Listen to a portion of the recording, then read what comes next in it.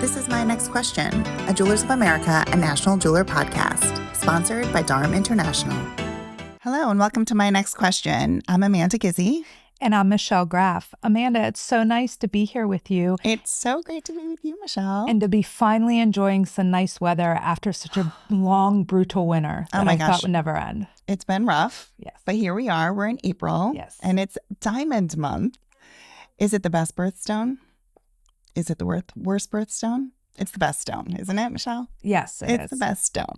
It's the best stone. So we're super happy to be here for Diamond Month. We have two great guests on My Next Question, which I'm so excited for. Obviously, diamonds are always a hot topic, and there's always so much to talk about.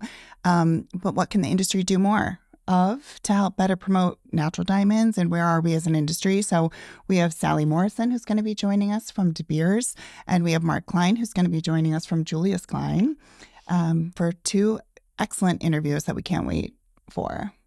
Yeah, there'll be great conversations. But before we interview Sally and Mark, you and I are going to talk about a couple diamond-related topics as well.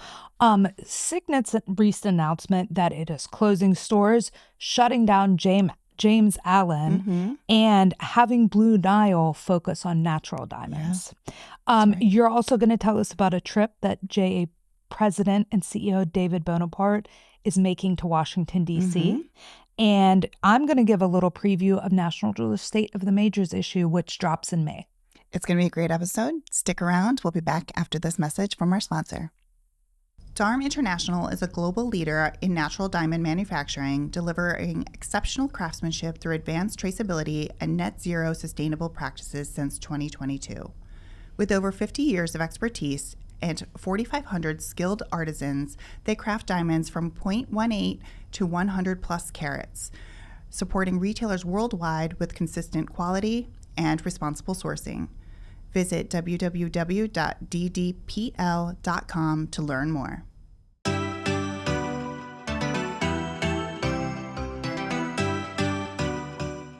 So, as always, there's plenty of news to talk about because why? Jewelry never sleeps. That's right. So a couple of weeks ago, Signet released its fourth quarter and full year results for 2025, and there was some big news. Signet announced that it was closing James Allen. So Signet has owned James Allen since 2017 when it bought James Allen's parent company, R2Net. And James Allen is primarily online, though it does have two showrooms. There's one here in New York City, and there's one in Washington, D.C., which actually I went to years ago now, pre-pandemic, to visit when they first opened it. And it was a nice store. I enjoyed my visit. You know, after this news broke, it got a lot of clicks on our website. And online, a lot of people were talking about how getting rid of James Allen made sense because Signet doesn't need Blue Nile and James Allen. It doesn't need two kind of online-only focused entities, for lack of a better term. Sure. So, and it had bought Blue Nile more recently in 2022. So the interesting part of it, though, is now Signet has said that it's focusing on Blue Nile and making that kind of more an upscale banner that focuses on natural diamonds. So the way I see it is Signet is really differentiating among its banners. You have Kay and Zales, which I think it is going to make more lab grown and more price point accessible. And then you have Jared and Blue Nile, which will be more upscale and focus on natural diamonds. And it kind of feeds into this thing we've been talking about a lot. Peter Smith has talked about it. I know I mentioned State of the Majors, and Idon Golan is going to talk about it in his column for the State of the Majors about like needing to pick a side. You know, the middle of the market is kind of a desert right now. People are either at the high end focusing on natural diamonds, or they're at the low end focusing on lab-grown diamonds, less expensive jewelry. And the middle is a difficult place right now. So, you know, most retailers are picking a lane. This is what Idon wrote in his column. It's a really good column. And I think what's going on with Signet is that they're big enough that they can actually pick a lane for each of their businesses. Yeah, I think it's smart. Kay and Zales can go in one lane, and Blue Nile and Jared could go in another. And it also, interestingly, on that same earnings call where they talked about getting rid of James Allen, Signet's CEO said something where he indicated that he feels like there's room for both lab-grown and natural diamonds in the market, something I've been saying for years now. But here's what he said. We really see an opportunity for growth in both parts of the business. We see them as a distinct value proposition for customers that even overlap with the same customer depending on use case. So I just thought that was overall interesting news for the diamond industry. And obviously Signet's so big, they're a bellwether for how the industry is doing as a whole. Yeah, So, I found it interesting for a couple of different reasons. One of which is not all store closures are a sign that there's trouble. right. That there are smart store closures, that there are, really putting your energy and your efforts into streamlining operations to make sure that you're actually more successful in the long run, which I think is really fascinating. It's a good lesson for our industry. Yeah, focusing on stores that are performing well and letting go of stores that have historically underperformed. Yeah, and I feel like there's always been a little brand crossover amongst that portfolio. So for them to, to see that and to say, all right, this is our opportunity to sort of clean up house a little bit. Yeah, and really define what each banner is. Yeah, and they clearly know who their customers are and what they're wanting to purchase. And they're just going to make it that much easier for them to come in with an idea of, what they can expect to purchase and to be able to walk out as a satisfied customer, for sure. Yep. Yeah. So, Amanda, what do you have for us today? So we are actually, Jewelers of America is actually in D.C. Dave Bonaparte is down in Washington, D.C. As part of our, normal advocacy efforts that we're working on. Obviously, tariffs have been a huge disruptor, but what tariffs? I've never heard anything about that. It's weird. I know. We don't usually talk about it. We don't talk about diamonds and we don't talk about tariffs. So, no, never. And yet here we are. But we are down in DC, and he's actually meeting this is part of a couple different things that we're working on, but he's actually meeting with the acting ambassador of Botswana, Miss Mabedi Nwenya, to discuss government relations and tariffs. And obviously she's a powerhouse. So he is there to really talk to them about getting zero tariffs back on track. For diamonds, which is a big push for the industry because obviously they can't be found here in any sort of volume and or quality. Unless you count the couple they find in Arkansas from time to time. Yeah, we're not going to count those. So to be able to get the zero tariff conversations back on track is something that's very important to both, obviously, Botswana and also to the U.S. jewelry industry. And then also talking about natural diamonds. And sort of what we're talking about today as part of this podcast of, what can the industry be better doing?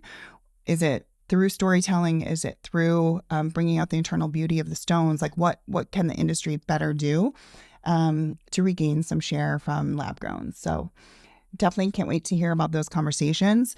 It's something that's also going to continue as we head into the fall. Jewelers of America has our annual fly-in. So every September, we bring our members to DC to advocate on a wide range of initiatives and efforts. And that's going to be happening in September. So lots of momentum heading into summer for sure. Well, thank you. I always love hearing about Jay's trips to DC. Yeah, and I definitely encourage everybody to get involved. I mean, there's lots of ways that people can help the industry advocate. One voice can be very powerful, and the industry is so big. So the more that we can sort of combine our efforts and push to have one big, large voice, we encourage everybody to get involved. That's right. So another diamond-related bit of news is in our upcoming State of the Majors issue. Shameless plug. It drops in the mail on Friday, May 8th. Which I know you can't wait for. Yes, I'm so glad to be done with it. No offense to the State of the Majors. And it's a good one. It is a good one. It's a lot of work, but it's always worth it in the end. And it'll be live on our website on Tuesday, May 12th. So in it, contributor Avi Krawitz tackles the issue of where does the natural diamond industry go from here? So he interviewed a number of great industry experts for his story, and he talked to one consumer actually about whether she chose a natural diamond for her engagement ring or a lab-grown diamond and why. It's a very interesting story. I don't want to, no spoilers, no spoilers, but I think, I think we talk a lot, obviously, about diamonds. There's a whole State of Diamonds story in the State of the Majors, so that's something else to look forward to. Yeah, that I cannot wait. That State of the Majors issue is always something that I read cover to cover. It's always something that not only do I read cover to cover, but I love to have all the back issues on my desk from all the years, because it's interesting to go back and see what issues are still relevant, many years, and where all the majors sit and how things adjust over time. So kudos to you and your team for that. Oh, thank you. For that great issue. Let's see, what do we have next, Michelle? We have two guests that are going to be coming on with us today. We have Sally Morrison from De Beers, which we absolutely cannot wait to talk to Sally. And then we also have Mark Klein from Julius Klein, who's going to be with us. So we have Diamond Month is officially with us on my next question today. Kicking it off. And we'll be back with Sally right after this. Jewelers of America is the most trusted and influential voice of the jewelry industry. With a mission to empower and unite its members, Jewelers of America provides guidance, education, and advocacy to promote excellence, integrity, and success in an evolving marketplace. Since 1906, Jewelers of America has been advancing the fine jewelry industry, setting high ethical standards, and fostering professional growth for their members. Jewelers of America represents a large, diverse membership of retailers and suppliers who commit annually to the organization's code of professional practices. Visit jewelers.org to become a member and get insider access to the many member benefits.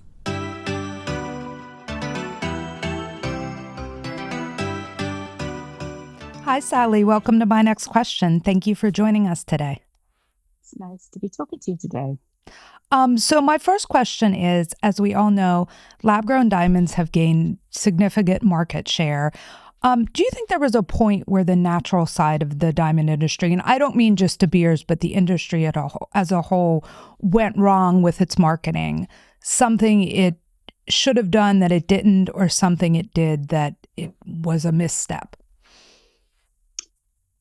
Oh, that's a good question. I think that the industry as a whole didn't take lab-grown diamonds as seriously as perhaps they should have done, as early as they should have done. By which I mean, I think we all underestimated the American public's desire for innovation and newness.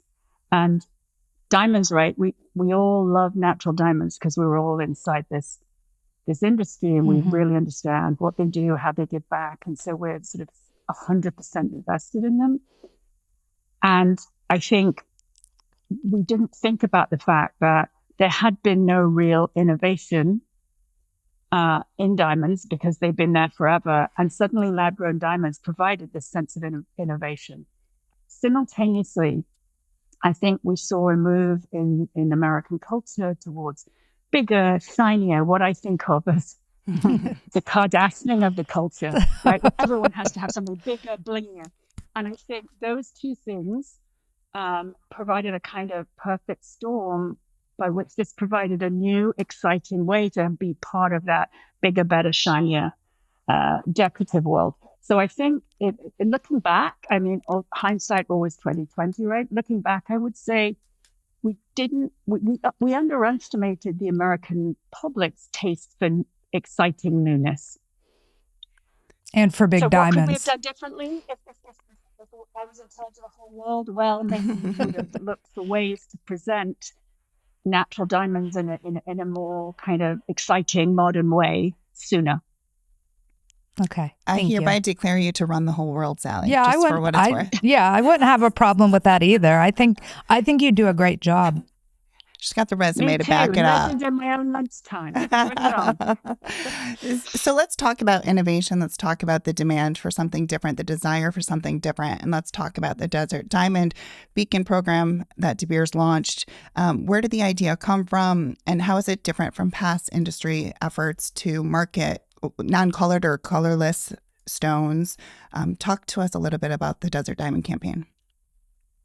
Yeah, well, going back to what we were talking about before, I think it became harder and harder to sell diamonds that weren't absolutely white and absolutely flawless with the better and better tech in the lab grown space, right? So I think those diamonds that were not 10 carats and flawless really sort of lost their way to compete. When we were looking at ideas for new beacons, which historically, obviously, De Beers had done by finding an idea wrapped in a kind of consumer insight that would allow the whole industry to participate and hopefully lift the industry for everyone. We couldn't find a design motif that couldn't easily be substituted by lab grown. And so that pushed us to look back on the diamond itself and think about the diamond itself and its uniqueness and its individuality. And this whole idea that things from the soil, things from the earth bring kind of traces of where they come from with them, very much like the idea of terroir in wine or food. And so we thought a lot about many of our diamonds coming from Southern Africa, from the deserty regions, and the kinds of sort of lower grade white through brown colors that come from those regions. And we tested that a lot with consumers. And obviously the idea evolved very much over the course of the year we were testing it, because, our process is you go back, you refine. But what was really kind of sticky and interesting to consumers was this whole idea of the terroir in the diamond, and the idea that its very individuality is kind of reflected in its color, and that is a kind of a bridge to the place it comes from. So the whole idea was about how do we form a beacon that is based on the intrinsic quality of the stone itself, as opposed to the vehicle, the design that it comes in.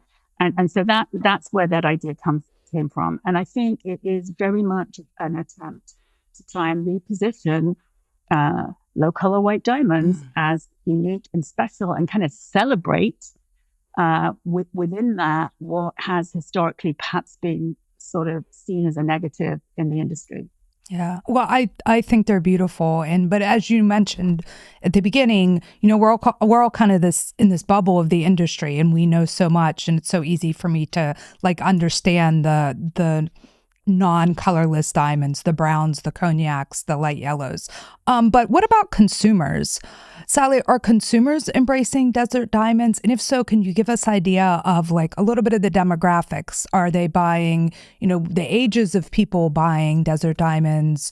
What are they spending? And is it more, do you have data on whether it's more bridal or fashion jewelry? Okay, there's a lot of questions to unpack there. So first of all, I would say... It's my specialty, the multi-question. I would say that, like all the other beacons we've done, the reason this beacon is proving successful is that it's taking something that is already there and repositioning or kind of introducing it. And I go back to the idea of, say, the 3-stone program. There was 3-stone jewelry in jewelers' cases. It was just at the back of, it was at the back of the tray, and it didn't have an exciting idea around it. This whole idea of desert diamonds and diamonds that are not exceptionally white, many jewelers were working in those color ranges because many consumers can't afford to buy deep flames, right? So the material is out there, the jewelry is out there, the idea is out there. It just hasn't been described in this particular way. And as an example, designers like, Fernando George or Ara Vartanian, Nikos Koulis have been working in this color range for years and years and years. This is not an invention of De Beers. And separately, on the other end of the scale, many young designers, like many of the, for example, couture mentees that we worked with last year, were working in those slightly off colors too, because they afforded a kind of price point where they could offer something with a bit bigger look, a bit bigger size, right, for a smaller budget. So this is not a new thing. This is just a fresh description. Right. So I think what we've done really is galvanize the industry around this by sort of uniting things that were bringing things together that were already there. I can tell you that we first of all know from the research from our the data from our marketing campaign that we know we drove about 8 million people into stores last year, people that actually were exposed to our ad and then went into a store. So we know that the idea was kind of motivating to consumers. Talking to stores that have done well with it, I would say it did well over the holiday season with retailers that were actively looking to have a new story to sell natural. So if they wanted to sell natural, if they had merchandise in the cases, it gave them this great new sort of juicy hook to tell a new story about natural. What I can't tell you is the age demo of who's buying, but I would say that we have independent retailers who told us they sold through, their collection within 30 days and reordered before the holidays. I can tell you that, regional chains like Reed's did extremely well with it and are re-merchandising now to align with our bridal extension that we're launching next month. And so anecdotally, it feels like, yes, it's working because it's newness and it's new news and it gives people this tool and this hook. The other great thing about this particular beacon is because we just showed it in classic motifs, you didn't have to educate people about design, right? It was things that they probably want anywhere in their jewelry box. It was, it was either a simple diamond solitaire necklace or studs, or at the higher end of the spectrum, a way for them to have a really beautiful tennis bracelet in a kind of champagne color for, a little bit more of an accessible price. So I would say I believe it's working based on what we're seeing so far. What we don't know is exactly pinpointing who it's working best with. Interesting. Yeah, and I'm going to go back to the point about the champagne tennis bracelet. It gives you a tennis bracelet in an accessible price, and it says to other people that these diamonds are natural because they're a little bit off color. They're not, people are not going to be looking at your tennis necklace or tennis bracelet saying, oh, is that lab grown? So I think that's part of the attraction too. And I realize I just called it a tennis necklace again. Please don't tell Marion. Anyway, I'm so sorry, Amanda. That's just to build on that. That's a really interesting point. So when we were in our consumer groups last year, there are a number of people, not sort of provoked by us or by lines of questioning, just popped up with, the good thing about this is, all my friends have a 3-carat white and, we all know it's lab grown. And if I have one, everybody will know it's lab grown. And, I want something where it can be seen across the room that this is quote unquote real. So there was a little bit of a flex going on, right? I think this caught a kind of moment in, again, not something we invented. This is something that we uncovered and were able to play into. But there's a little bit of fatigue for the big white story because people are now thinking, oh, everybody's going to think I have what they have. I want something different. And they want something that signals across the room that is a little bit different. The other thing that was super, super interesting, and again, not something I think any of us expected necessarily, was that a lot of women, particularly women of color, Latinx, and so on, said this spontaneously, this just looks better on my skin. This is for me. It's almost like the Fenty beauty of diamonds. They felt like they could pick something that was super personalized to their to their skin tones and all that stuff. So there's definitely something going on in the culture which is bigger than a marketing campaign. And that's honestly the best kind of marketing campaign, in my opinion. Yeah. It's something that is just basically augmenting what is there rather than creating a complete new ideology. Yeah, it's organic, more organic. Amanda, I'm sorry. No, absolutely. No. Sally, you sort of touched on this, and just a real quick question about the education that's needed for this non-white colorless stones. Is there an education piece that's needed for the industry for consumers to be able to feel confident in that purchase? Do you feel like that's an obstacle at all, or has that been sort of a natural part of this campaign? I think it did need some education because, again, going back to the groups, most consumers in the sort of 50 or lower kind of segments that we tested thought this was something completely new. They were totally unaware of colored diamonds. This seemed to them absolutely arresting. Some of the like older cohorts remembered chocolate diamonds or had heard of champagne diamonds, but much less. So I think there was a kind of education process. The great thing about an education process, right, is that if you have a sales associate that is motivated to sell a higher ticket item in the natural space, that education process itself gives them a reason to engage with the customer and talk about, why it's natural and how it behaves and why these little tiny flaws in it make it different and unique and special to you. So I think, yes, but I don't think that the need for consumer education was necessarily a negative thing. Okay. No, that's good. We have one last question here, and we're starting a new tradition today on My Next Question of asking our previous guest to leave a question for the next guest. So, Sally, you're going to be the first one to get a guest question. And this question is from Johnny Nelson, and Johnny asks, with lab-grown now part of the conversation, what new marketing strategies have you embraced to keep the story and significance of natural diamonds feeling sacred and relevant today? It's a good question. It's a very Johnny question. It is. That's a really great question. I think that what we're starting to do with the beginning of the Desert Diamonds campaign is a way of trying to elevate the unique qualities of natural things, regardless of what we have inherited in terms of the 4C construct. Mm-hmm. Mm-hmm. Great answer. Yes. Well, thank you so much, Sally. We loved having you on today, and we hope you'll join us again for another episode. Thanks, Sally. Well, I hope so too. And maybe I can come in after we've launched Bridal and we can talk about bridal. Oh, that would be fun. Absolutely. Would love to. Thank All right. you. Thanks, Sally. Okay. Have a good day, guys.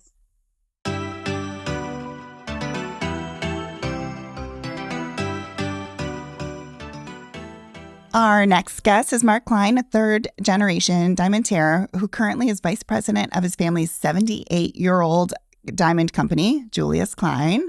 Hi, Mark. Welcome to My Next Question. We're excited to have you today. Hi, how are you? Good morning. Thank you so much for having me today. Of course. Well, thank you for joining us. So my first question for you, Mark, obviously you have a lot of experience in the diamond industry.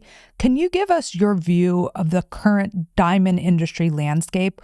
What do you see? I see, and I'm in the industry now full-time 15 years, and obviously my family longer. I see a lot of change since I've been in the industry, just with the internet and the way really goods flow through the market, overnight shipping, delivery. I mean, there's definitely a different flow from when I came in till now over the 15-year period. I can only imagine more so people have been longer. But I think overall the landscape, even with all the complications, global issues, economical issues, political issues, I feel over the past 2, maybe even 3 years, the natural diamond industry has been pretty stable. Stable, surprisingly stable compared to the turmoil that's going on and compared to other, aspects of changing prices, whether it's in gemstones or other, synthetics or even gold and other metals today. So I felt even at 1 or 2 trade shows this year that our niche of diamonds, natural diamonds, has actually been more stable than people think, especially in the larger goods that we specialize in, and when we're talking about individual special diamonds as opposed to just more commercial level and mass produced of natural diamonds. So I feel confident in the stability that we have. I feel like it's back to normal pre-COVID, pre other issues of global mining issues. And yeah, there's still a lot of things that are kind of settling with a lot of the big mining companies and a lot of the big countries and big players. But I think there's like under layers of stability if you're in the market day to day that people don't realize under all the exterior noise, if that makes sense. No, that's interesting. Thank you. No, it's very interesting to, we don't hear very often about the diamond industry being like from a stable and being this stability language. So I think that's fascinating to hear from your perspective. And you are right in this world of, extreme fluctuations of pricing and pricing volatility of other areas of the industry for natural diamonds, to not be that is interesting. Yeah, even hear from retailers ends as well. They feel, buying and selling every day at a healthy pace. There's nothing that's extreme, which is good. Yeah. Right. Yeah. So we hear that you love fancy shapes, which might be a little different than the generations before you who might have leaned towards more traditional shapes of diamonds. Talk to us a little bit about what drew you to fancy shapes, what do you love about them, and what do you foresee to be sort of the leaders of fancy shapes for the next year or two? Yeah, I mean, fancy shapes is a very broad and generic term. Yeah. I would say, the traditional shapes obviously we have around, Yeah. and from there over time, pear shapes, maybe marquise and ovals, and then your step cuts and emerald cuts. My father was always a very traditionalist. Big diamonds have to be emerald cut. It's very classic, very timeless. That was always his. And my grandfather was very into lots of top makes and calibrated, whether it's round or baguettes or layouts and certain things.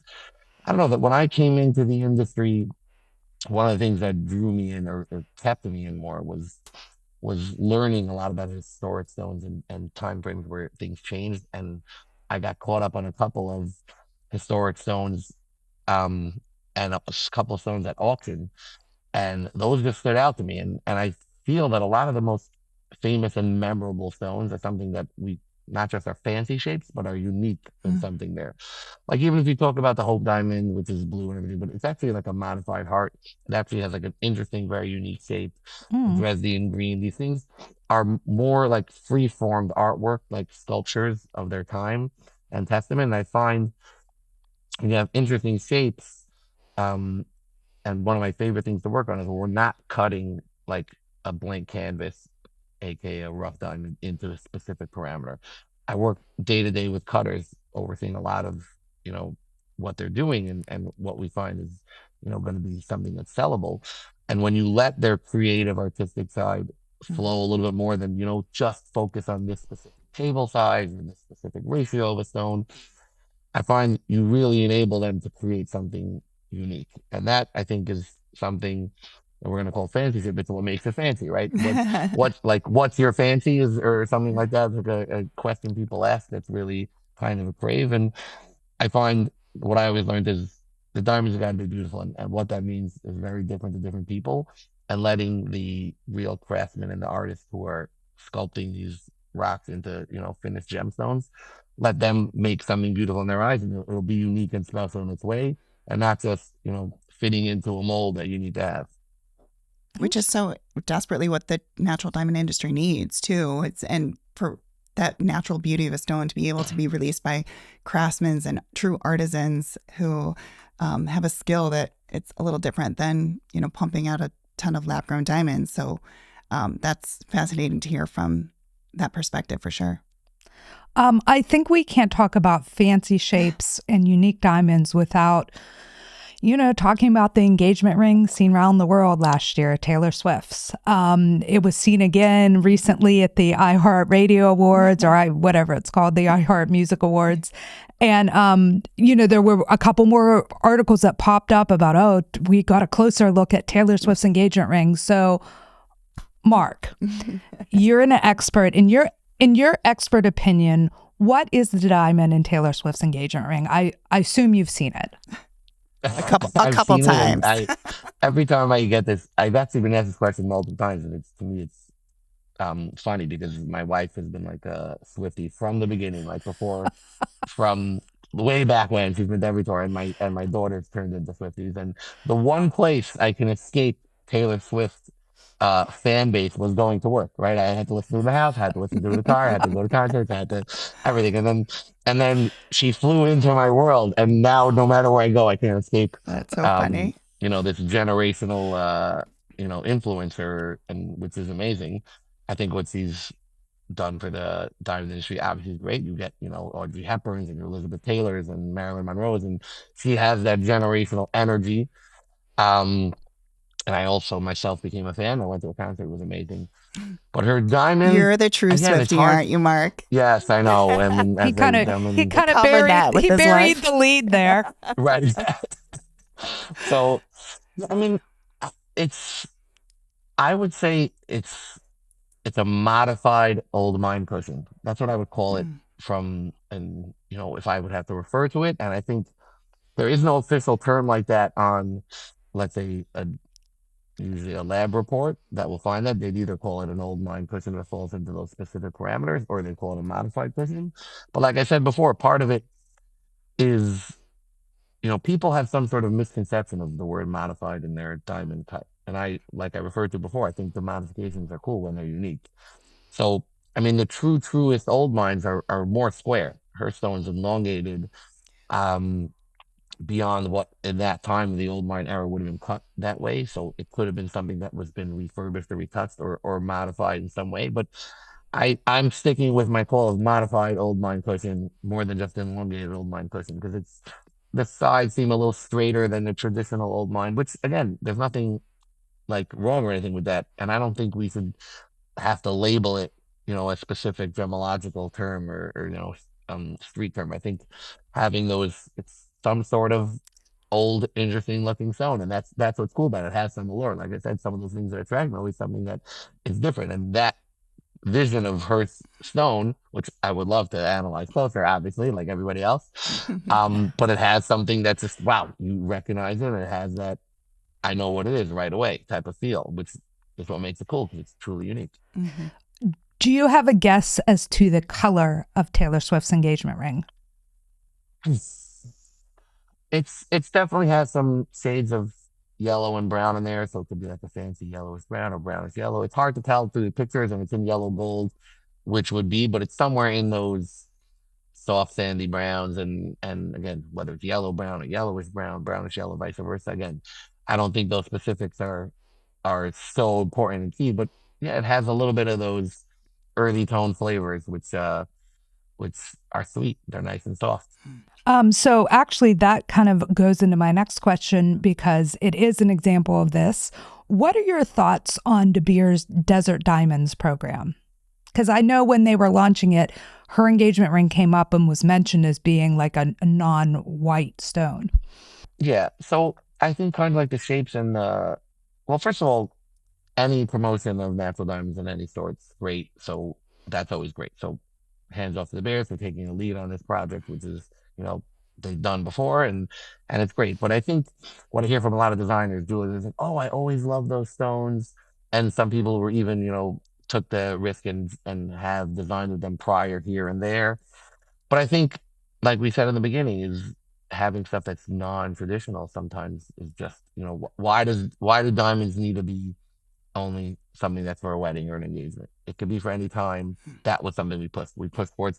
Is it so traditional that a man has to buy for a lady, or a spouse or thing, or whatever it is?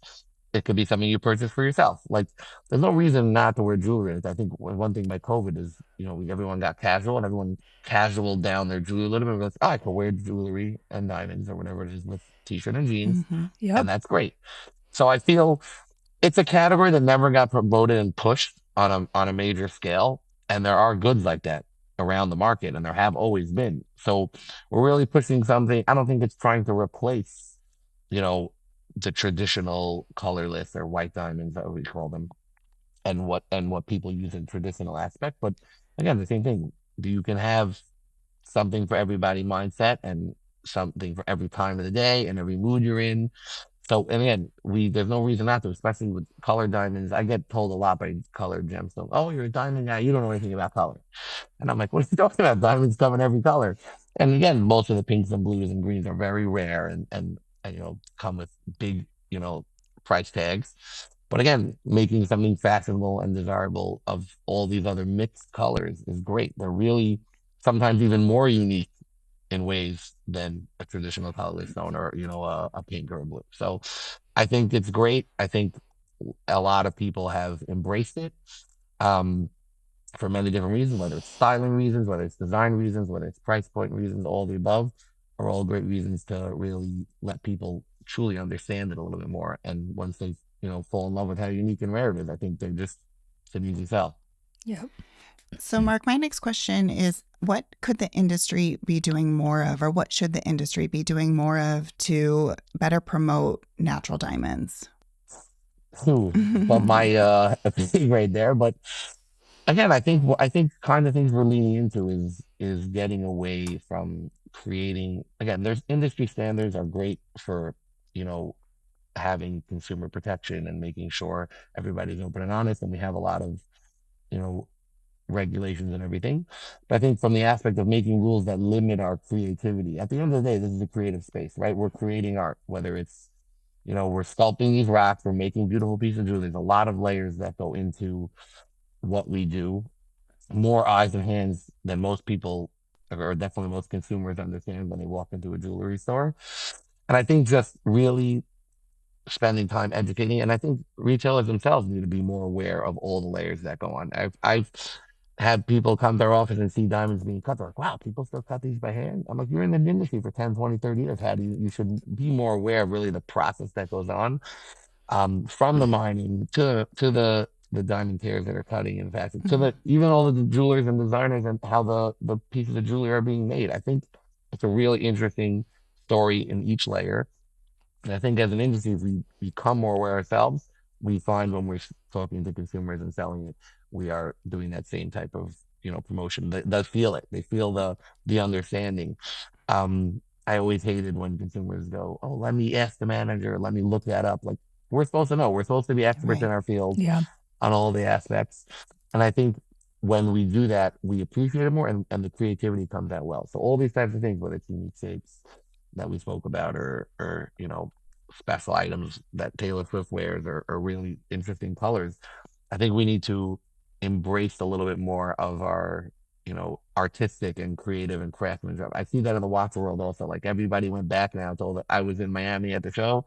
The antique and the vintage and the estate stuff and the Art Deco stuff is like, it's fire right now. You can't even get to the Yeah. cases where Right. people are wanting, because those pieces are really unique. We need to stop cookie cutting, mass producing, and really dig back to like the roots of what is special and what, you know, we do and add value towards that consumer to understand that how special these things really are that we're selling. Diamonds are like amazing, and that's it. People really should understand that and appreciate it more, and push that on, that feeling and explanation onto whoever they're trading down to. Yep. That's perfect. Agreed. Thank you. Well, Mark, thank you so much for joining us today. We're so happy you could be on my next question. Thanks for being with us, Alrighty, Mark, thank for you so much April for having me. month. Happy Diamond Happy Month. Yes. Diamond Happy Month. Diamond Best month Month. of the year. Take Thanks, care. Mark. Thank you. For 120 years, National Jeweler has been a trusted source of news and information for fine jewelry retailers, designers, and manufacturers. The publication delivers up-to-date information and commentary on the latest trends, headlines, and happenings via its daily newsletter and its 2 flagship print publications, the State of the Majors and the Retailer Hall of Fame. To learn more and subscribe, visit nationaljeweler.com/subscribe. You can also find us on Instagram. Our handle is @nationaljeweler, as well as on Facebook and LinkedIn.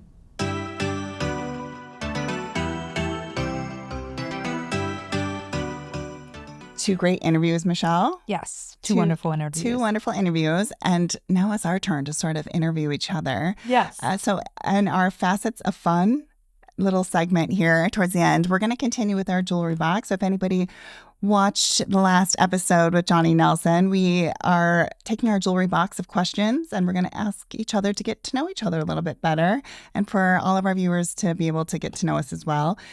So I'm going to kick off with a question for you, Michelle. Okay. Are you Go for ready? it. I'm ready. I'm Oh, not gosh, looking I at what hope you're you get a good picking. one. Oh, savory or sweet, Michelle? Savory. Savory. Tell me more.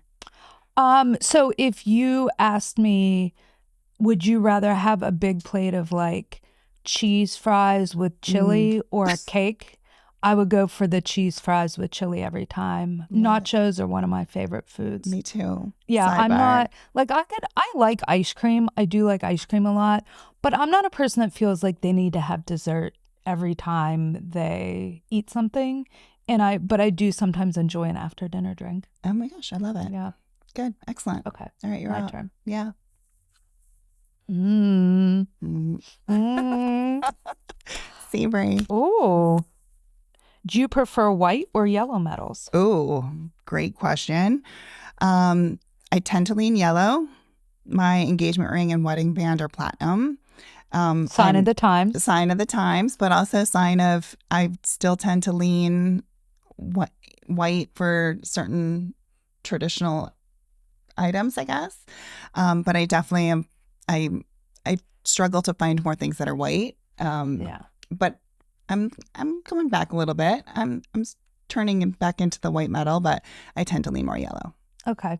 Well, I think good news for you. I think two-tone is making a comeback this year. So fun fact, I can't believe I'm going to say this out loud. I probably shouldn't even say it because it's going to be on camera, but I really hate two-tone. Why? Personally, I don't like it. I like it as a concept. I always tell people to have two-tone when we're talking about trends. I'd like to tell people to have two-tone in their closet, have two-tone in your wardrobe. It allows you to seamlessly be able to transition and wear your yellow and your white together. It's your brain's way of saying these belong together. So having that one piece that's two-tone, it makes sense to me. I just can't get past the feeling of it being dated. I guess it's like my old, that side of my brain just can't get there. All right. I like any concept, but it's just personally not my favorite. Okay. All right. All right. Here you go. Okay. See what I got for you, Michelle. Ooh, what's your most coveted piece of jewelry or a piece of jewelry that you think about often? Oh, it's definitely something that belonged to my grandmother. So I have a medallion I wear, and it's about this big, mm-hmm. and it's a yellow gold medallion set with little diamonds, mm-hmm. and there's kind of a star design etched around each diamond. I wear it on a yellow gold chain. So there's a story behind this necklace. My grandmother's mother-in-law, so my great-grandmother, gave her this big cocktail ring, and she didn't really like it. So she had it taken apart, and she had all these different pieces that she liked made by a jeweler in Pittsburgh. Okay. And this necklace was one of them. Now, so my mom has a piece, my aunt has a piece, I have a piece, all from the same ring. And when I see this necklace and I close my eyes, like I can see my grandmother wearing Aww. it. And there's so many pictures. You know how people used to go to like Olin Mills mm-hmm. to get their pictures taken. So I don't there's know what a lot that is. of. I don't know what that is. Okay. I'm not from here. Is it an East Coast thing? I grew up in the Midwest. Was that an age joke? No, it was a Midwest. I'm a Midwesterner. I don't think I have those Olin in the Midwest. Mills was like this portrait studio. Like JCPenney's? Yes. Okay. It was like That's my JCPenney. jam. But that's all they did. All they did was take people's okay. pictures. Did you have glamour shots? Yes, we had glamour shots. Okay. Well, anyway, so, my grandmother and grandpa would go. Joke, she says. Make a joke Pretty like, sure. I'm too young to know about Olin Mills. Yeah, aged 1 year is all the difference. Anyway, sorry. So she and my grandpa would go and have these formal portraits taken, which people used to do before you took, 100 pictures a day on your iPhone. And there's so many pictures where she's wearing this medallion. And I just, I love it. And I think I mentioned this on the first episode when we were talking about jewelry, that I wear it anytime I take a trip because I feel like it protects me. And it's the one thing I couldn't stand to lose. But I love it. And I think if you ask anybody, I think most people would answer with something that is like sentimental. Like belonged to a family member or was given to them by a loved one, something like that. So I'm going to ask you another version of this question. Okay. It's a part 2, I guess. Okay. What's your most coveted piece of jewelry that you think about often that you don't already own? So something that you've seen, a collection that you have seen, or a piece that you saw a really long time ago that you're like, oh, I should have bought that for myself.